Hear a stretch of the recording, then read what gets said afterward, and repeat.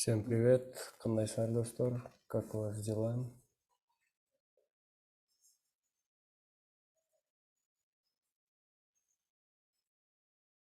Саламатчылык.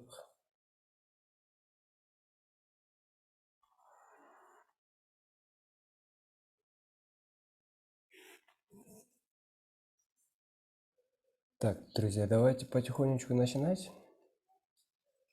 Как всегда, хочется посмотреть ваши работы, а потом уже приступать к новым задачам.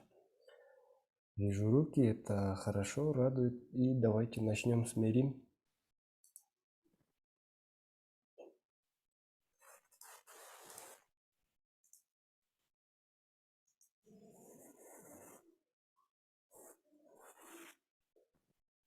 Мерим, Губаля.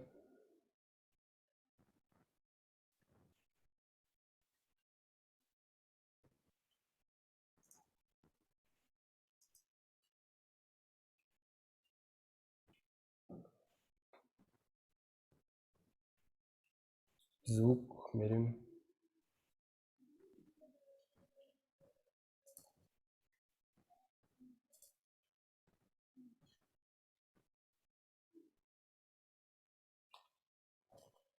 Звук есть.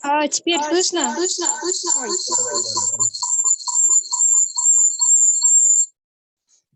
Так, вроде теперь нормально, Да-да. да? Вот, я сначала создала переменную navbar, потом прикрепила эту переменную к ID nav. После чего я вот задала window функцию onScroll. Эта функция действует во время скроллинга, когда вот так вот прокручивается, оказывается, экран. И когда вот это будут прокручивать экран, будет зарабатывать функция fixed function. И вот эта функция fixed function имеет вот этот атрибут if, который добавляет в Windows еще одну функцию под названием PageY_offset. Эта функция позволяет держать один элемент в определенном месте, и чтобы оно больше никуда не девалось. Я задала эту функцию переменной fixed, которая вот переменная fixed, она задает navbar еще одну функцию offsetTab. Эта функция позволяет держать определенные элементы именно на верхней части экрана, благодаря которой благодаря двум функциям наш navbar закрепляется вот примерно вот тут, сверху у нашего сайта. Ну, вот так у меня, в принципе, получилось. Если коротко. Точно, вот, когда у нас включается функция if, наш navbar добавляется класс fixed nav. Fixed nav я нашла где-то вот тут, вот здесь, в медиа-файле, в медиа там, и я вытащила его наружу, чтобы эта функция действовала, когда у нас будет вот эта функция работать. Ну, в принципе, все. Так, неплохо, неплохо, отличное решение. Только я бы сделал прослушку события scroll на Windows не через свойство onScroll, а через add-event-listener. Add-event-listener и событие scroll, а потом запускал бы вот эту функцию. Понятно. Спасибо за то, что послушали. Так. А так, отлично. Хорошее решение. Классно. Так, едем дальше. Давайте теперь посмотрим iSlow.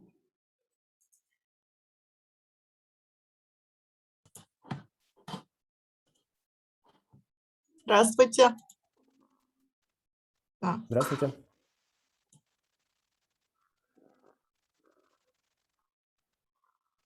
Вот я добавила кнопку прокрутки через Add Event Listener. И для... Это кнопка наверх, да, которая? Да, вот я кнопку. Угу. Но вот тут, оказывается, в HTML-файле была ссылка, вот, да? Но у меня с ней поработать не получилось. Я вот отдельно добавила кнопку и вот обработала эту кнопку. И Так, вот для хорошо. фиксированного навбара и кнопки прокрутки. Мгм. Так, смотрю, здесь тоже через свойство onScroll записана анонимная функция, которая отслеживает высоту скролла и добавляет Да, я вот фиксит-nav. по Y Мгм. задала. И получается вот.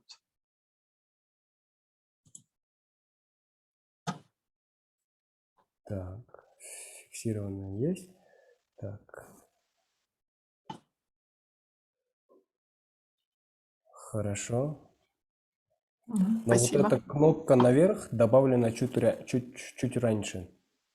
Да, я Можно чуть было раньше добавила. еще чуть-чуть проскроллить вниз, а потом его добавлять. Ну, хотя бы, когда, например, откроется второй экран, да, второй секшн. А так А, неплохо. второй. А, а Это так как бы, получается вот, получается ниже, да, надо будет потом писать? там просто отдельно, не сразу, вот смотрите, у вас проверка, да, y больше 50.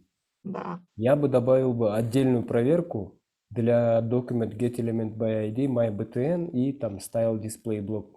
Я бы добавил его под другим условием. Допустим, хотя бы там минимум 500 пикселей прокрутилось, а потом только добавлять кнопку. Вот, наверное. Ясно. Хорошо, И спасибо. он не привязывать события скролла не через onScroll, а через add event listener scroll. Ну, вдруг потом пригодится еще раз прослушать скролл события, например, в приложении. Да? И таким образом, когда мы сперва установили функцию скролла на свойстве onScroll, то тогда вот первая функция, вот эта функция, она не сработает. Мы перезапишем второй функцией вот этот onScroll. Поэтому через add event listener лучше всего будет наилучшее решение. Хорошо, Так, спасибо. отлично. А так, отлично. Так, Багдалет. Хамзат, алау, Лотат. Мен кнопканы унутуп калып турам ошондо эме болду да. Могул жакты биринчи жакта көргөзүп коеюн. Мгм. Мындай болуп кимдир закрепляется да. Эмеге киргенде ушул жерден биринчи могу нафты таап алдым. Мгм. Болуп калат да. И ушу нафты get bound clean track менен высотасын таптым. Буну бирок колдонгон жокмун да. Мгм. Анан window at event listener scroll жакшылычный функция и Мгм. nav height деп туруп ушу навтын высотасын таптым. Андан кийин if если window page y offset высотасы ушу 80ден чоң болсо навка добавляем класс fixed nav, иначе удаляем да. Ошондо могу nav heighттин эмесин высотасын койгондо мындай болуп калат экен да. Могу азыр минткенде эле кетип да. Мгм. Өчүрүп койсом мындай болуп калмак экен да. Ошон үчүн муну колдонгон жокмун да. Мгм. Мындай болуп үстүндө калып калат экен да, ачылган бойдончу. Мгм. Ошон үчүн жакшы 80 кнопканы ошо өзүм эбемде айтып кетсем азыр эле ой келди да. Биринчи могу эмени таап алмакмын. ID хедердичи. Мгм. Ошонун высотасына карап туруп эле бул else if коюп туруп, если window page y offset будет превышать высоту ушу хедера, анда эме алмакмын да, кнопканы добавлять этип, айсыл эжеңкине жасамакмын да.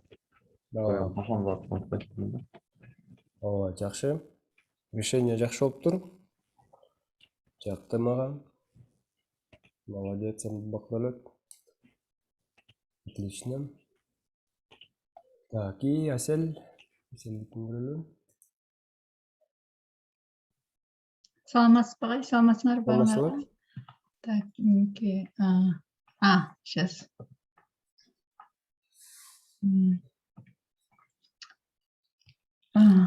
Мен биринчи, так, бул жер, так. Биринчи мен эмени муну биягында жазгам, бирок бул переменныйларды өйдө жакка жылдырып койдум. Потому что эки функциядан колдонуп калат экенмин да. Ошо навты, сейчас вот этот уберу. Скрыть. Бул nav ID-ни алып алдым. Nav ID-ни алып алдым. Өзүнчө ошо топ offset деп сактап алдым. Offset hedge деп ушул методду колдондум. Бул ошо полностью nav блоктун высотасын алып берет. И header top деп алдым. Тоже ошонун высотасын offset деп через ID алдым. Так, андан кийин так, каяктан башталат? Мынакей бул жерден башталат. Так, да, ушу жерден башталат. Документ event listener scroll деп, потому что биз деген документти скролливать этебиз да. Ошо scroll деп прослушка кылдым, стрелочный функция. Андан деген Windows scrolly деп эметтим. Бул Windows scrolly деген бул азыр ачайын. Так. Windows scrolly деп бул деген биз, например, эмени таап берет экен, бул Windows scrolly деген биздин Windows'тун биз канча скролл эткенибизди көрсөтүп берет экен. Мисалы бияка деген азыр мынтип жылдырып туруп, муну койсок, мына 500 пикселе биз уже жылдырып турубуз да. Ошондой көрсөтүп турат экен ар бир немесин. Биз канча эме скролл эткенди эң өйдө жагына алып барсак, бул нулевой, бул буштан эсептеп берет экен. Получается, биз азыр нулевой точкада турат экенбиз да. Ошол. Так, дальше ошону таап, муну аны переменныйга сактап алдым. Анан уже условиялар кетти. Если ушул scroll, бул Windows биз скроллить аткан пиксель будет top offset, бул navbarдын высотасынан чоң же барабар болсо, анда биз ошо navbarга nav ID деп ошо navbarга биз эмени кайсы ошо эмеге, короче, navbarга кайра эле эме кошуп алабыз. Add fixed nav деген классты кошуп алабыз мына бул жерге. Вот бояка класс кошулат. Так. Ошо кошулат, эгер деген ушул scroll деген мындан топ offset'ten кичинекей же барабар болсо, кичинерсе, анда биз ал классты fixed nav'ты удалить этип салабыз. Бүттү. Ошондо бул получается, мынакей биз эметтик, мындай эметкенде уже эметилет да, чыгат. Ошол анан так, дальше. Андан кийин мен жаңы переменный топ-линк деп классты алып алдым. Топ-линк классты өзүнчө переменныйга scroll top деп сактадым. Бул эме деген бул кнопканы чыгарып берет. Если scroll, биз scroll эткен эме header топ ошол жанагы header блоктун ширинасынан чоң же барабар болсо, анда show link'ти кошобуз. Ошол бул топ link деген топ link ID биле же класс биле, класс.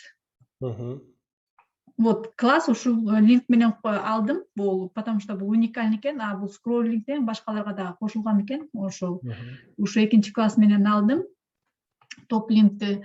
И аны кошобуз. Эгер андан кичинекей болсо, аны удалить этип салабыз. Мисалы, мынакей, эгер мынтип эметсек, уже бияк кнопка чыкты. Дальше, так, андан кийин document query selector.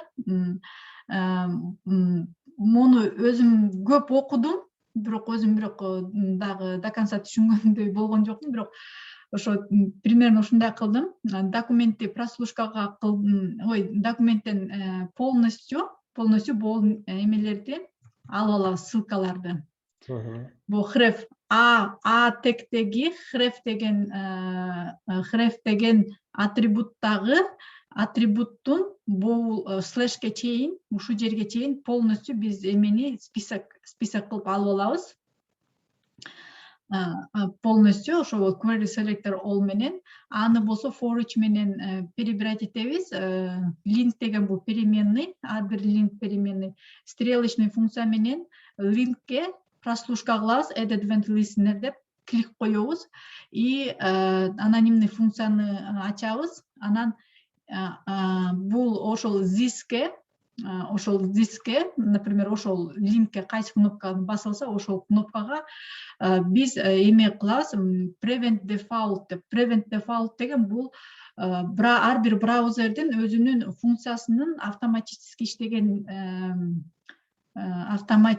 иштеген кандай айтылган, короче, өзүнүн по умолчанию немеси правиласы бар, ошону отменять этет экен да.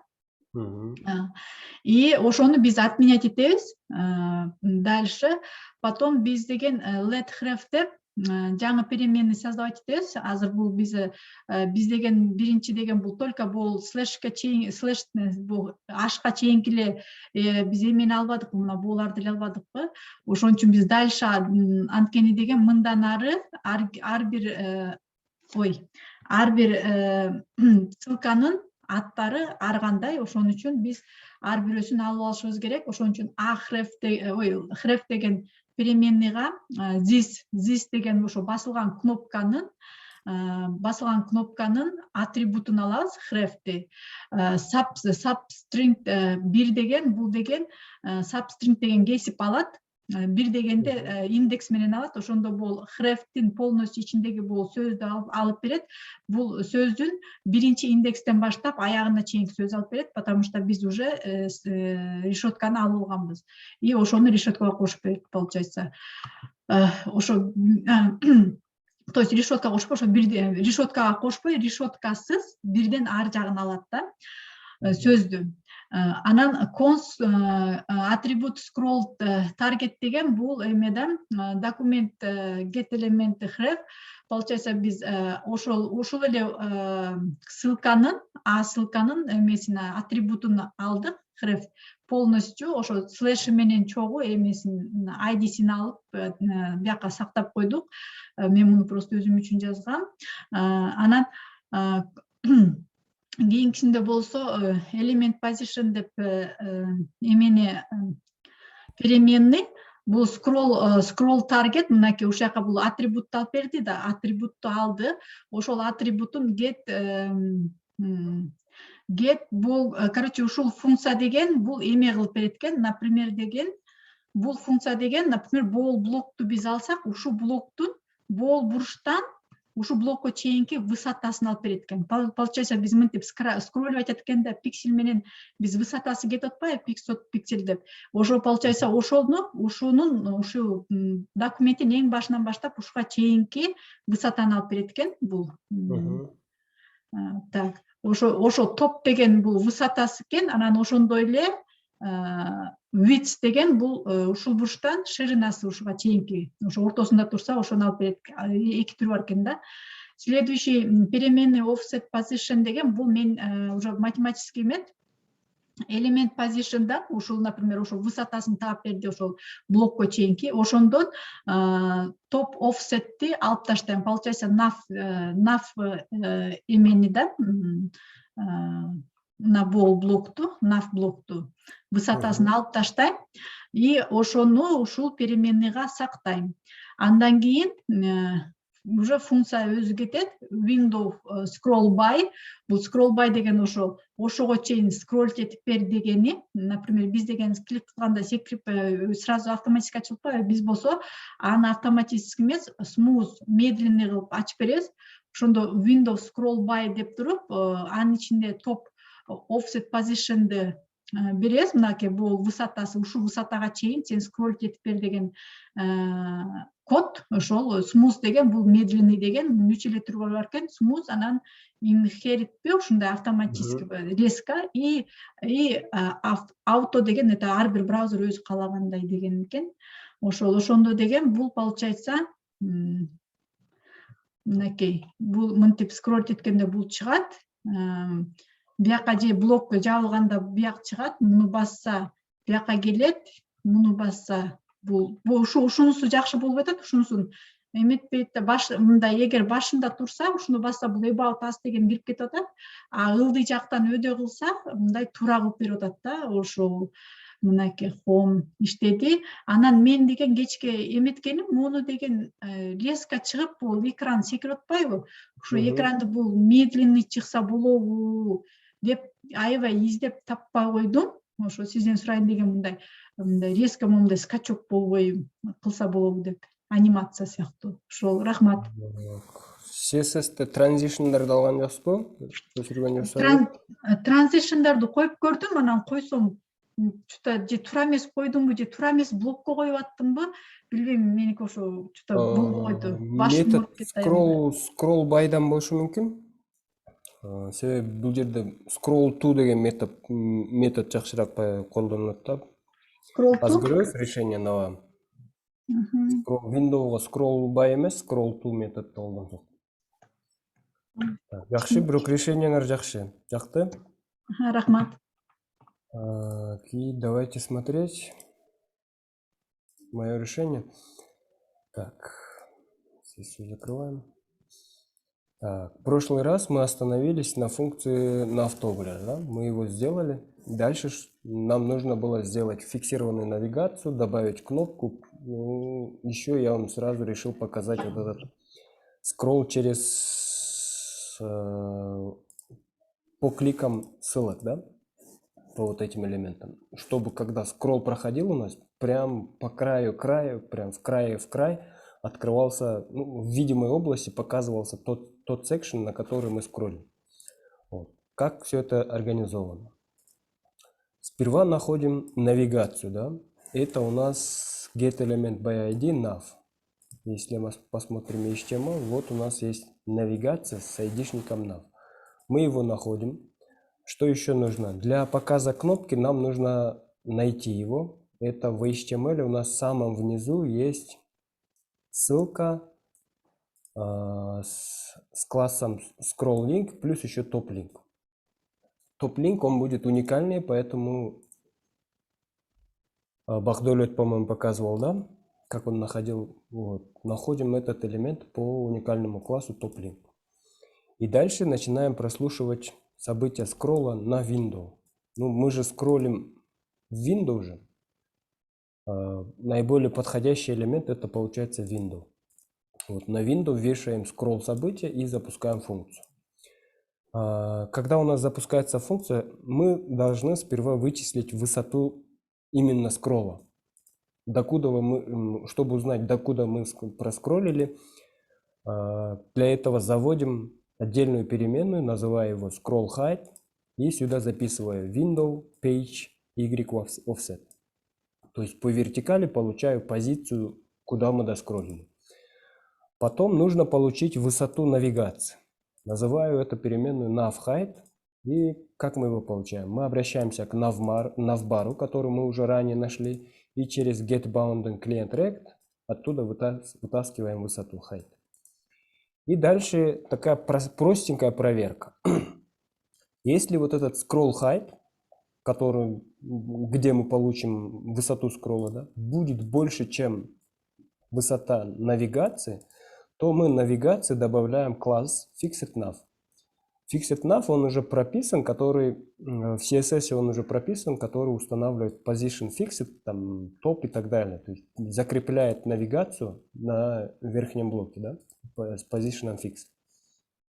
Если иначе, здесь никаких else if не надо прописывать, потому что здесь у нас условие попроще будет. Мы говорим, если иначе, то тогда мы вот этот fixedNav, который добавили, убираем. Могло бы быть здесь else if, но смысла здесь писать else if нету, потому что у нас есть условие. Если scroll_height будет больше.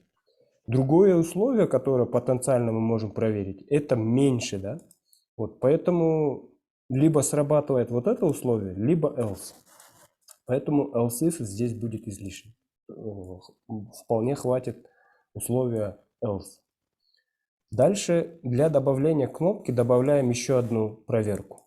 Если scroll height, здесь можно было бы получить, например, высоту вот этого блока, хедера, да, большого хедера, чтобы мы вот до сюда его прокрутили. Но я просто решил фиксированно добавить число 500. То есть если мы прокрутим больше 500 пикселей, мы кнопку Top Link добавляем ссылку Show Link. Иначе мы его просто убираем. И у нас, вот смотрите, как только мы доходим до предела 500 пикселей, кнопка показывается.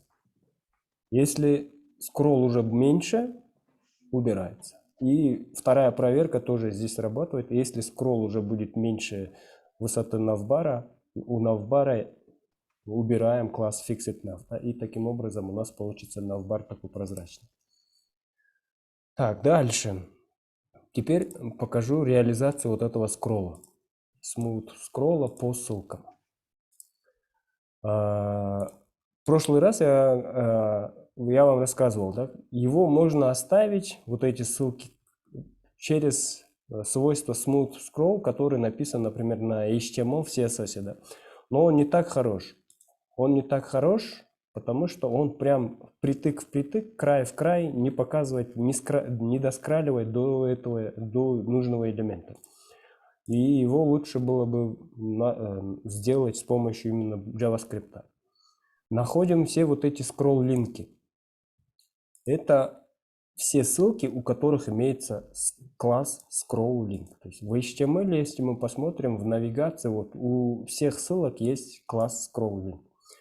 Мы их забираем и храним в коллекции, которую называем scroll-links. Потом мы начинаем слушать, вешать события клика на каждый scroll-link.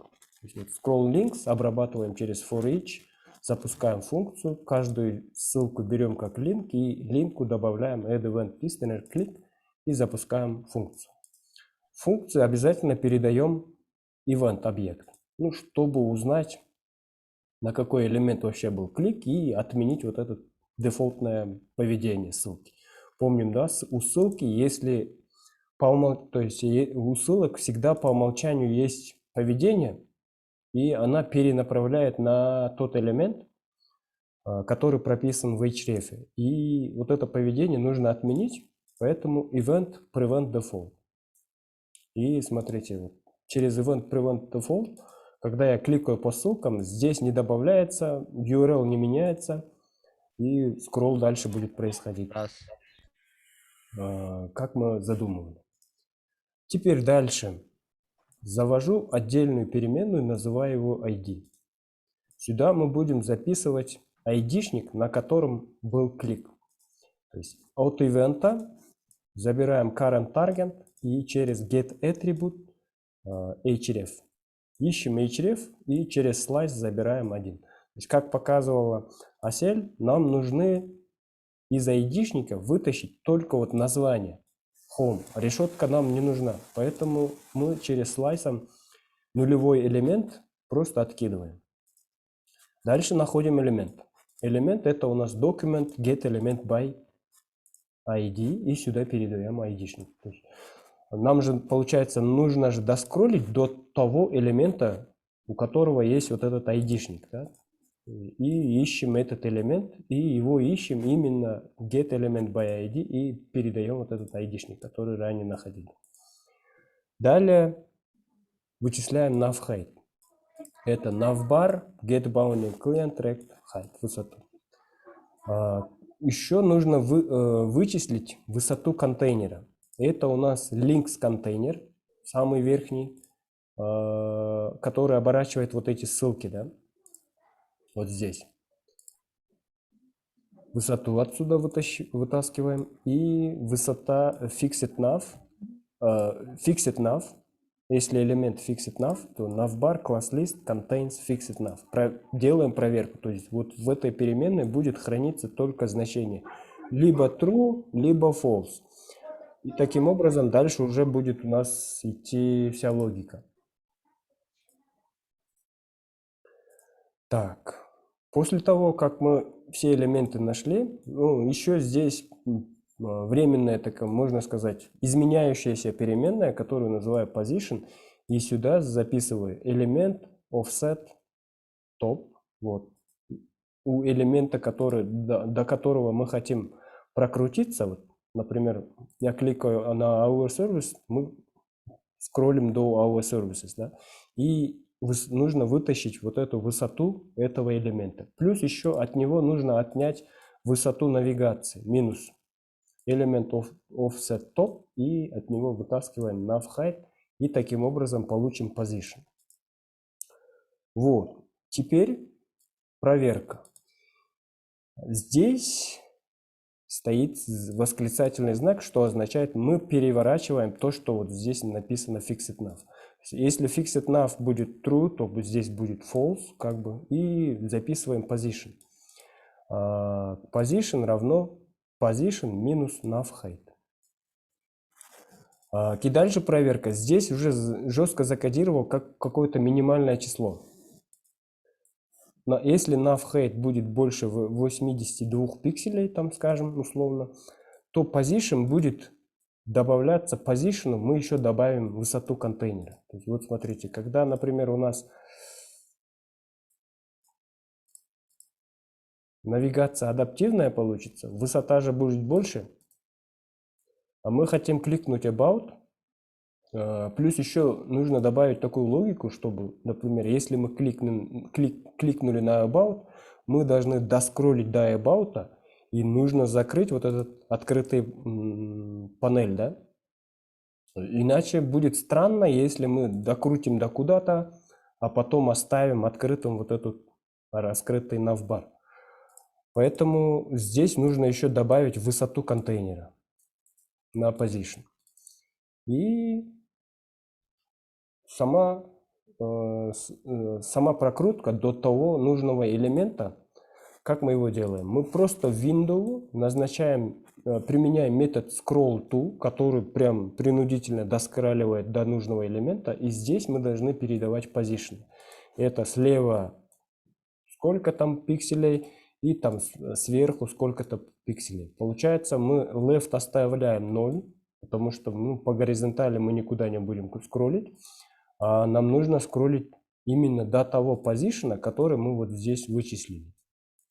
То есть если fixed nav, мы его тоже учитываем. Если nav height там больше 82, тоже вот здесь вычисляем position.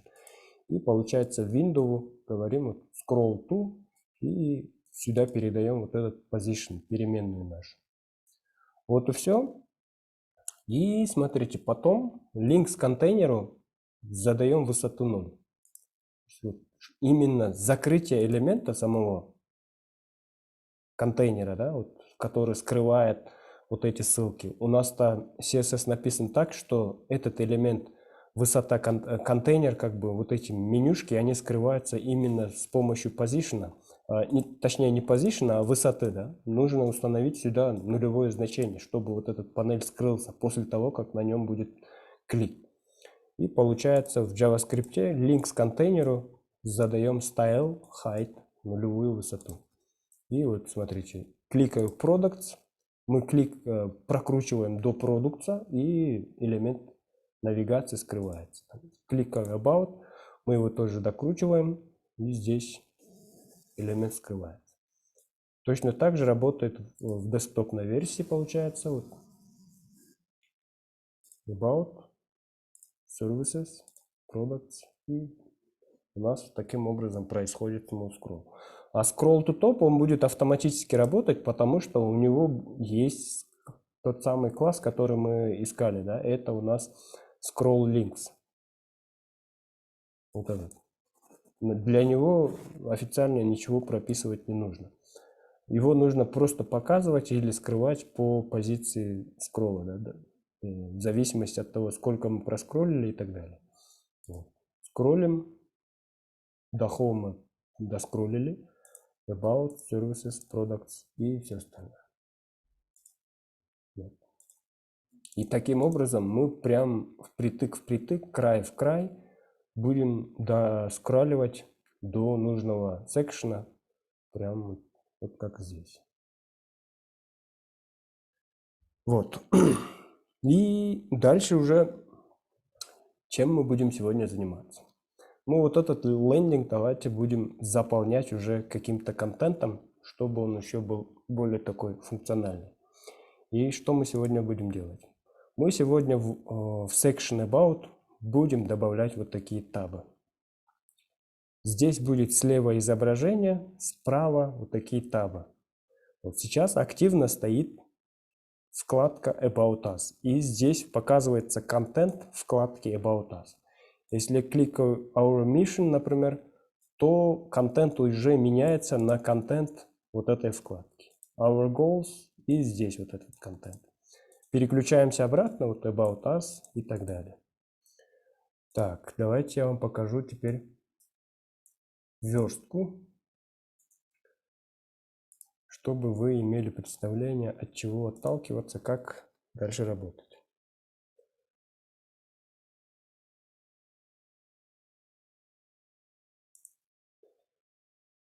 Так, HTML. Вот у нас section с классом ID About и бла-бла-бла. Здесь есть вот обертка, внутренняя обертка About. Здесь есть артикл. Через теги артикл было размечено, что есть два артикла. Первый артикл включает у нас изображение. Второй артикл это у нас вот левый получается блок. Вот, левый блок у нас изображение, правый блок это получается вот эти табы и контент табов.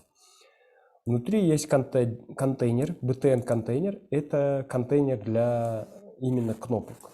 Здесь размечено именно баттоны, и здесь есть класс активный. Это то, что управляет вот этим фоном, белым фоном. То есть активный таб получается у нас, когда ему добавляется класс active, вот он принимает вот такой вот вид. То есть вот tab btn active. Если мы из JavaScript уберем всю логику и попробуем, например, второму элементу добавить класс active, будет активным вот этот элемент.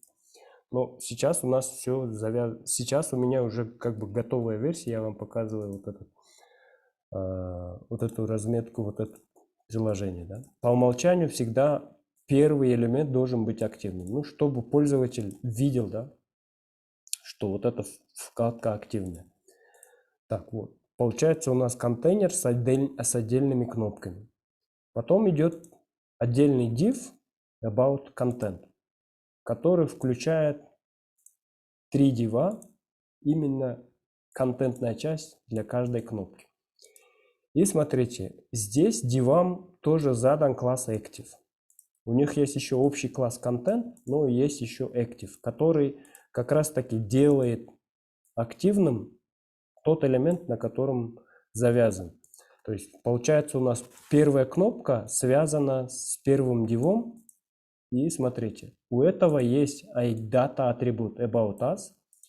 И у первого дива контентной части есть ID-шник about us. То есть вот таким образом связаны вот эти элементы. И через JavaScript нужно управлять и добавлять, например, если был клик, например, скажем, на табе Our Mission, то мы ищем элемент из вот этого нажатой кнопки, забираем дата атрибут ID Mission и ищем элемент ID с ID со значением Mission, и ему будем добавлять active, а у этого, например, убирать. И то же самое класс active будет убираться у того баттона, на котором был клик, да? То есть добавляться на том элементе, на котором был клик, а у всех остальных этот класс active будет убираться.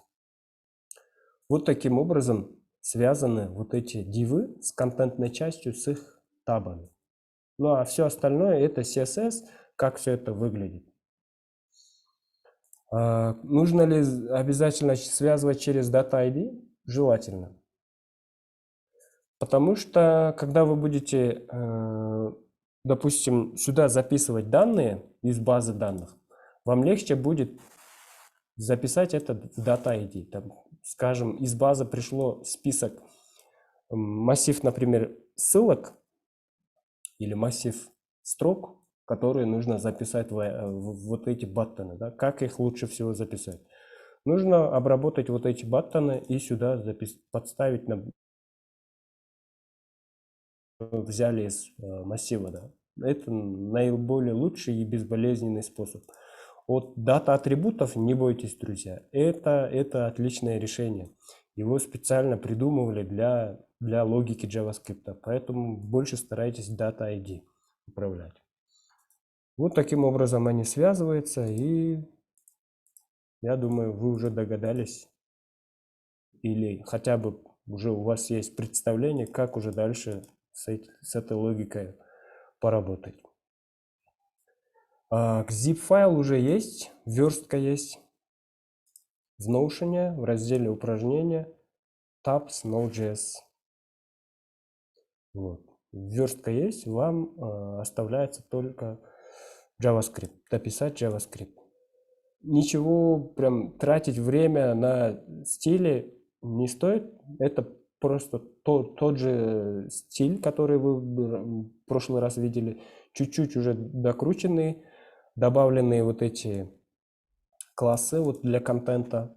И Active класс, он будет показывать его. Ну, знаете, что нужно работать с вот этим Active классом. И все. Ну и, конечно же, прослушивать события. Элементом добавить Add Event Listener, событие клика, и потом уже по нужным элементам добавлять вот этот Active. Вот. Думаю, задача ясна. Если есть вопросы по упражнению, можете сейчас уточнить и так далее. Пока я вас буду делить на сессионные залы.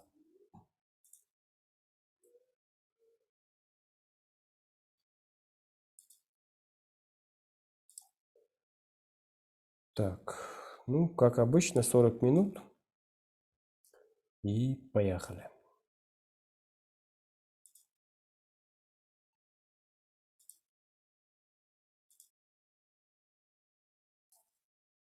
Так, время вышло, друзья.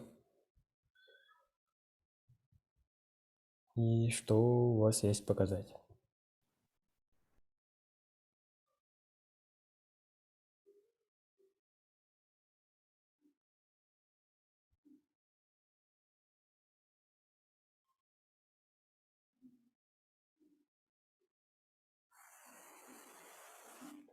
Так, Абдрахман,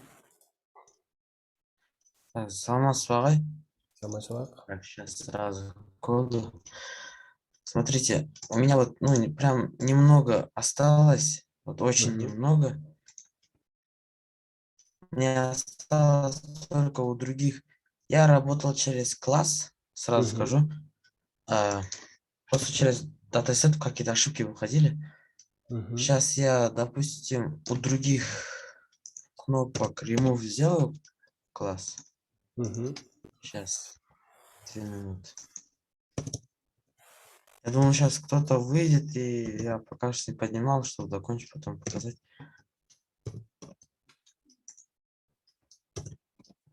Вот так.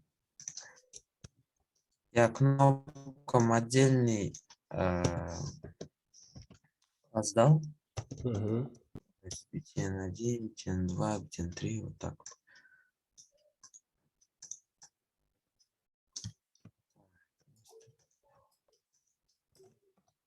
Получается,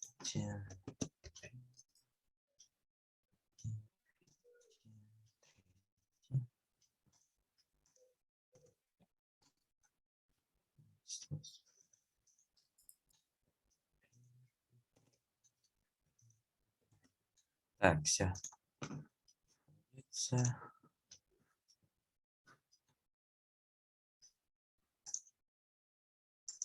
Вот так вот.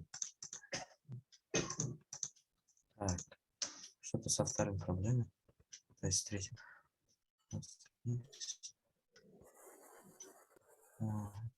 Первого и второго.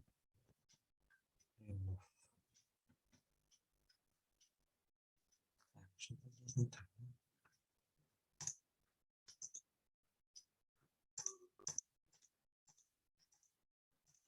В общем, вот.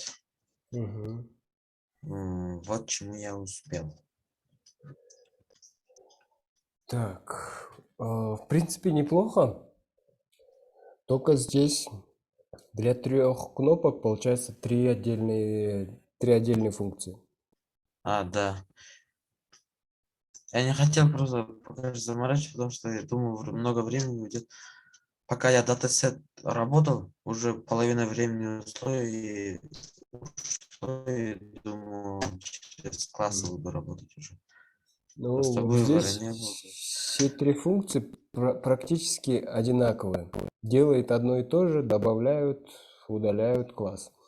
Их Через все один три клик, функции да? можно, да, лучше сделать одной функцией, более такое Да. универсальное решение. Но я думаю, Абдрахман, ты справишься. Если вот так в лоб удалось уже решить, дальше уже отрефакторить код уже будет намного легче. Спасибо. Молодец, отлично. Так, у кого еще есть, друзья?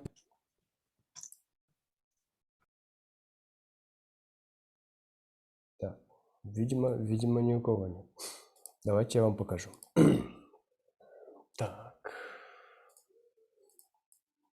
Что интересного я могу вам показать в решении этой задачи? В JavaScript есть такое понятие всплытие событий. И хотелось показать именно пример вот этого всплытия на реализацию табов наших.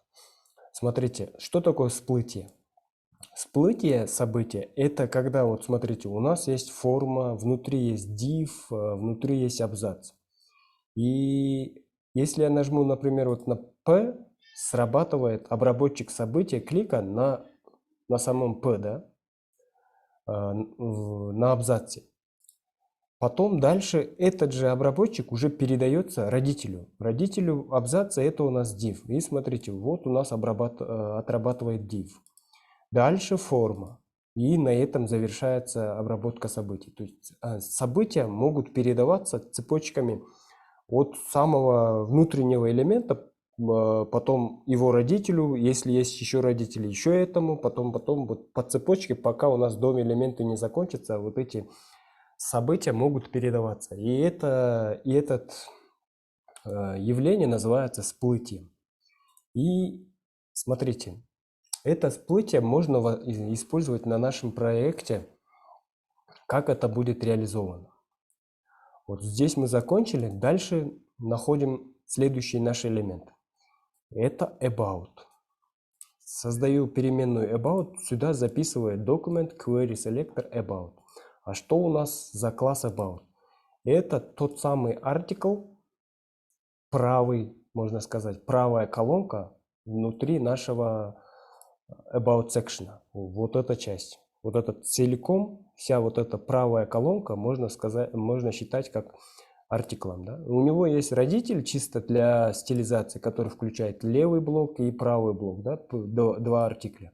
Но мы будем слушать события на именно вот этом правом блоке, который у нас тег article с классом about. Вот мы его нашли. Дальше нужно найти табы. Это у нас document, query selector, all и tab btn. Находим все вот эти табы. Вот получается вот эти три кнопки. Еще какой нужен элемент? Это нужны наши articles. Именно вот эти контентная часть, 3 дива, которые связаны вот с тремя кнопками. Вот находим три дива по классу контент. У всех у них есть класс контент. Вот. Дальше никаких как бы нужных элементов уже не стоит искать. Ну, точнее, мы будем искать, но только через дальше уже динамически. И смотрите, я на about, вот на родитель, да, вешаю событие обработки клика. Add event listener click, и запускается функция. Функцию передаем event. Вот получается, как это происходит. У нас есть вот about, да, видите? выделяется целый блок, целый артикл. На него именно вешаем обработчик событий. Сюда передаем event. И на том элементе, которым был клик, нужно вытащить ID-шник. ID-шник, называя его ID-шник, на самом деле сюда мы получаем вот этот data ID. Потому что потом мы этот ID будем искать у других элементов. И получается, вот завожу переменную, называю его ID, и у ивента, таргета именно вытаскиваю датасет ID-шник, data ID, вот этот data ID. Вытащили его, сохранили в переменную ID. Именно на том элементе, на котором был клик. И получается, если баблинг срабатывает, вот баблинг, да, всплытие срабатывает, то если был клик, скажем, на табе, мы получим у него атрибут data ID. Если был где-то клик на другом участке, вот получается, мы слушаем события клика по всему вот этому блоку. И если будет, например, клик на этом H2, там, не знаю, H3 или на этом абзаце, у нас в переменную ID запишется значение undefined. Ну, как бы нет, да? Если у элемента нету дата атрибута, значит, там будет undefined. И начинаем делать проверку. Если вообще ID есть значение что-то, помним, да, truth и false значения, они возвращают как бы true или false. И получается, если в ID не будет никакого значения, то есть если там будет undefined, то значит вот эта проверка не сработает. И на этом у нас завязана вот эта проверка. Вот получаем, если был клик именно на баттонах, всплытие сработает, и поскольку у баттонов есть дата-атрибут, то мы в переменную data-id запишется именно значение атрибута data-id, на котором был клик. Да? И дальше ищем. Дальше, вот, если мы получили уже какой-то ID-шник, дальше уже всем кнопкам, у всех кнопок, все кнопки обрабатываем методом forEach. Каждую кнопку берем как btn и у них удаляем класс active. То есть вот был клик, сразу удаляется класс active у именно баттонов. Потом у event таргета именно на том элементе, на котором был клик, добавляем класс active. И получится вот элемент, на котором был клик, добавляется класс active, и у него меняется фон. Дальше логика. Теперь уже обрабатываем артикли. То есть именно контентная часть, которая вот здесь показывается. Да? Сразу мы же их сохранили в коллекцию. Коллекцию обрабатываем forEach, и получается, там тоже нужно убрать класс active. Убираем у всех элементов класс active. И теперь нужно этот класс active добавить тому элементу, который связан по дата-атрибуту, то есть у которого есть ID, и там, если был клик на About Us, то ищем ID-шник About Us. Если был клик на Mission, то ищем ID-шник Mission. Вот. Для этого заводим отдельную переменную и назовем его, например, tab content. И ищем document get element by ID, и сюда передаем вот этот ID-шник, который мы взяли. А потом tab контенту, который мы нашли вот здесь, добавляем класс list add active. И все, у нас логика начнет работать. То есть вот был клик About Us, About кнопки как бы с дата-атрибутом About мы добавляем класс Active, у него меняется фон. В этот же момент начинаем искать элемент div с классом Content, у которого ID-шник совпадает с кнопкой вот этой, да? И ему, вот этому диву, добавляем класс Active, и он будет показан. Кликаем на втором, у первого исчезает класс Active, он становится Display None. На том элементе, на котором был клик, и связанный div с айдишником, у него добавляется класс active, который показывает этот блок. Вот и простейшая такая логика. Вот. Понятна ли вот эта логика табов, всплытия?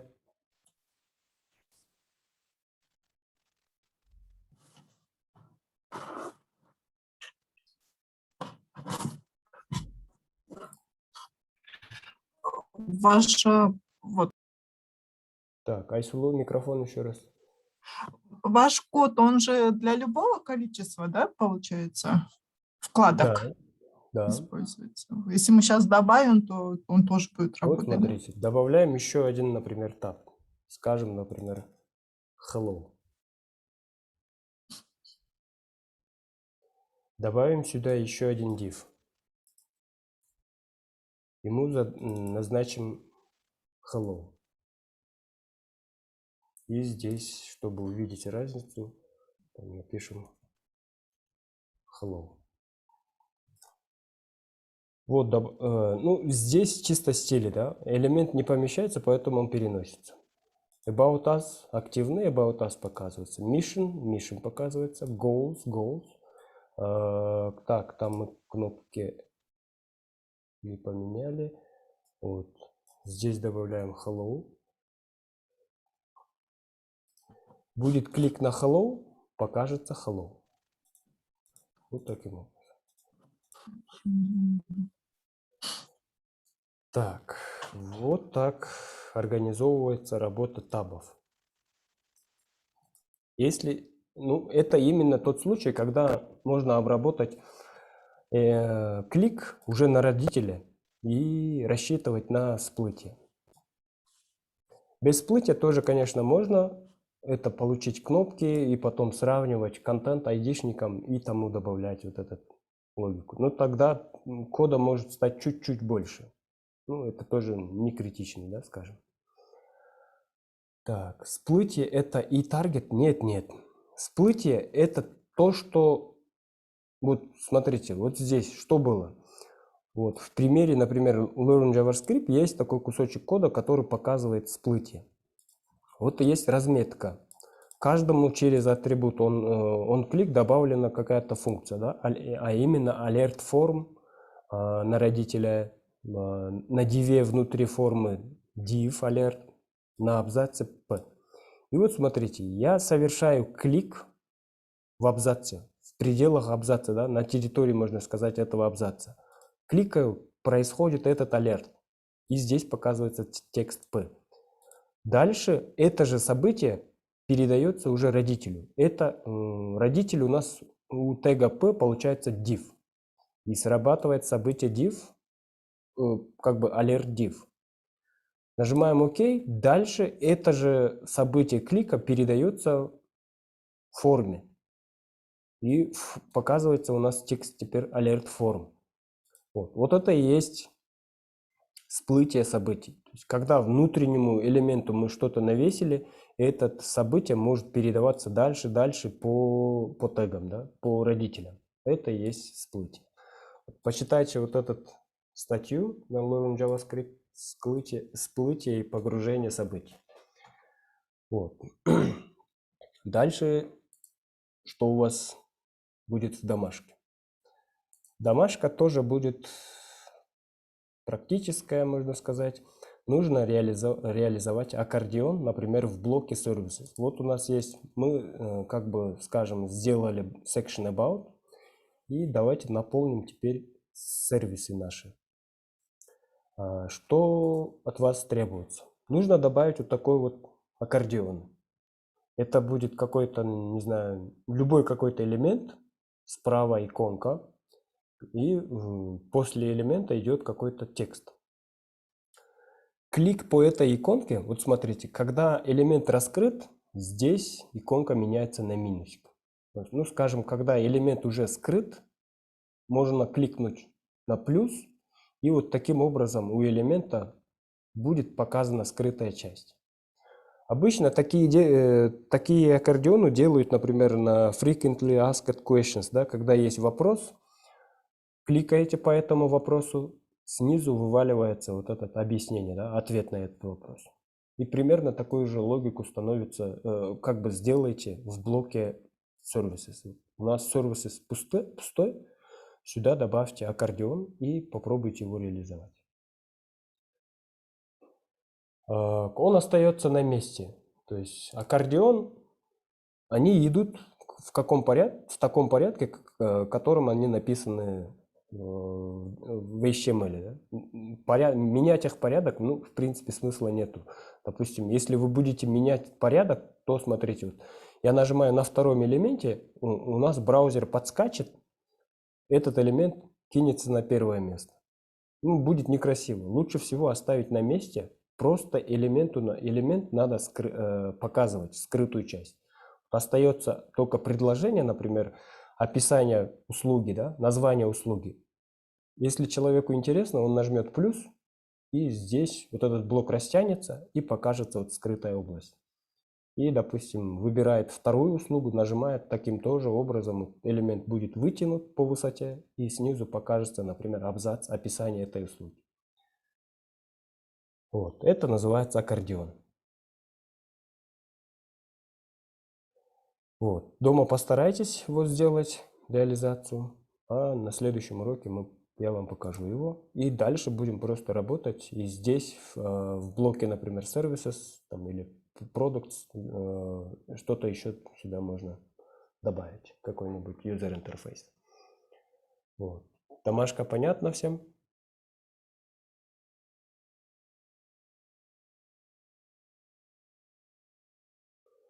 Так, отлично. Если вы начнете гуглить, как реализовывать аккордеон, вы, возможно, встретите чисто HTML способ. Это когда добавляется tag details, и можно им делать. Но представьте, что вам нужно поддерживать какие-то старые браузеры, которые не знают, что такое новые HTML теги. А tag details, он появился только в HTML 5 версии, в котором прям вообще внутри зашита вот эта логика. Здесь обычно показывается какой-нибудь треугольник, как вот здесь. И HTML, API HTML уже как бы у него уже зашита функционал. Кликаете, вот таким образом скрывается тогл, да? И попытайтесь сделать вот эту задачу не details, а чем-нибудь другим. Ну, details тоже работает, но представьте, что у вас, допустим, старый браузер, который не знает tag details, и вам нужно это реализовывать, например, дивами или чем-то еще. Вот.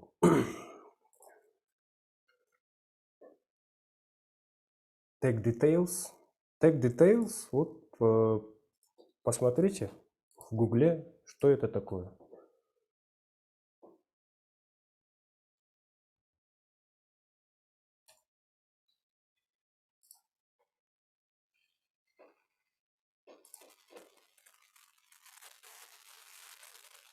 Вот разметка у него будет вот такая. Давайте посмотрим пример, как работает. Вот. Это чисто уже HTML-ная часть. Никакого JavaScript не нужно для реализации вот такого тогла. Вот смотрите, кликаем, показывается, да?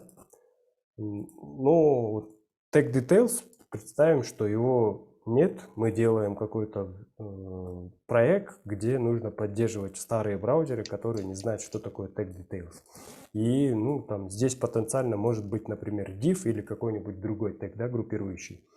И по клику, например, вот на элементе названия мы кликнули, показывается этот элемент. Кликнули еще раз, он должен скрыться. Но у нас клик не будет именно на тексте, а именно должен быть клик на иконке. Да? Плюс, кликаем плюс, элемент раскрывается, иконка меняется на минус. Мы обратно, например, кликаем, элемент скрывается, минус становится плюсом. Вот такую реализацию нужно сделать. Вот. Ну, еще чисто для практики, дополнительно еще прочитайте про tag details. Ну, как видите, здесь разметка простая. Пишется tag details, внутри tag summary, который вот означает вот этот текст, а потом абзац, поясняющая часть. И логика здесь уже все как бы зашито на уровне тегов, и клик на них уже обрабатывается без какого-либо JavaScript. Нам нужно попрактиковать именно работу таких тоглов с помощью JavaScript. Вот. У меня на этом все. Если у кого-то есть вопросы, жду вопросы. Если нет, то тогда урок завершаем и встречаемся уже на следующее занятие. Саламатсызбы агай. Саламатчылык. Агай, мен көптөн бери сабакка кире албай бүгүн эле кирдим да. Осы бүгүнкү эле сабакка катыштым да, анан бул сайтты жаңы баштап келатасыздарбы? Муну уже 2-3 сабак болду го иштеп атканыбыз бул сайт, бул проекттин үстүндө. Башын эмелерин уже бүткөн турбайсыздарбы? Эми Ооба. сүрөт анан эмелер кошула баштаган турбайбы? Ошондо башталганы кайсы 3? Мындан 3 сабак мурункуларын карашым керекпи? Эгерде сабакка көптөн бери катышпасаңыз, анда подряд эле келе бериңиз, кайсы жерден токтосоңуз. Просто темалар бири-бири менен связаны, ортодон бир нерсени өткөзүп жиберишиңиз мүмкүн да, ошон үчүн подряд көрүп койсоңор. Көп болуп кетиптир да просто. Так, у кого еще есть вопросы, друзья? Бул жакта күндө сабакка катышып түшүнбөгөндөр деле бар да. Алай. Ондон аз киши эле түшүнүп атат да, вы же говорили, что мы будем потом, может, разбираться, подробнее рассматривать. Ну, мы же рассматриваем. Это и есть вот наши уроки, это практика рассмотрения.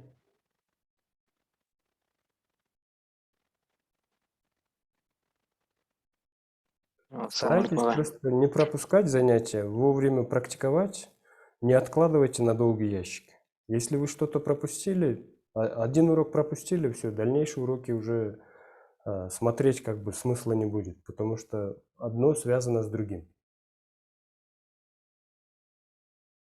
Так, Азамат Тасурова билем? Ооба, суроомен өткөндө дагы бирөөлөр кайталанып айтылышты эле го, ошо сабак учурунда вроде түшүнгөндөй эле болуптур, жок, все нормально. Анан өзүбүзчө барып отурганда эле что-то жүрбөй калат, иштебей калат, короче, ушундай болуп атат да. Азыр мен эмеден кечирип коюңуз, бирок мен акыркы эмесин сурап алайынчы. Могул жерден сиз контентке active class'ты эмне кылып байладыңыз? Ал эме через ID эмеле байладыңыз, Ага. HTML-да карасаңар, кнопкалар бар, 3 кнопкабыз бар. 3 кнопканын data ID-си бар, data атрибут. Анан 3 div бар, контент. 3 div'тин ID-лери бар. ID-лери совпадают с кнопками. То есть биринчи кнопканын контенти div менен байланышкан. ID about us, бул жерде data ID about us. Экөөнүкү совпадает. Экинчи кнопканыкы mission, экинчи div'тики да ID-си mission. То есть ушинтип бири-бири менен контент менен кнопка бири-бири менен байланыш керек да.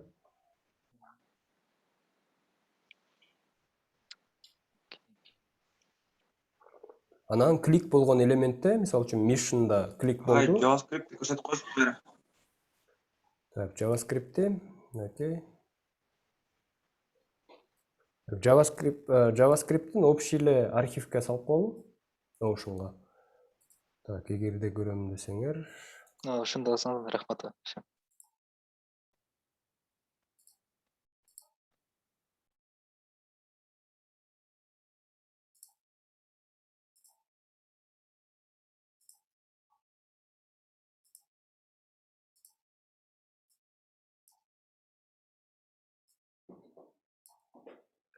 Так, Notion'да упражнениядан кийин код деген тогулдан карап көргүлө.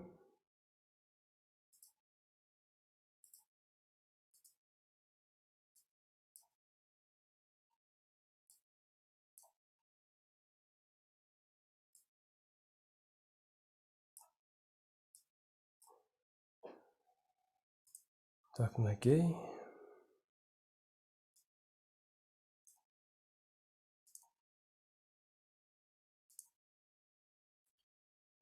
Так, бул Sirius'тан келечекке дагы кошуп коелу.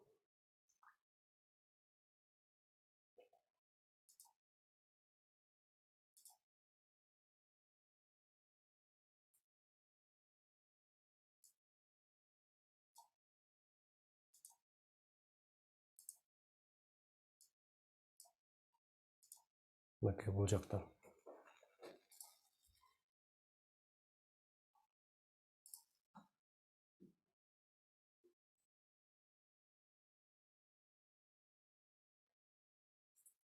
Так, макул анда достор. Суроо жок болсо, сабакты жыйынтыктайлы. Завершаем урок, друзья. Попрактикуйте, обязательно практикуйте, друзья. Настоятельно прошу вас практиковать и не пропускать занятия. Так, на этом у меня все. Всем пока, приятного отдыха. До следующего урока.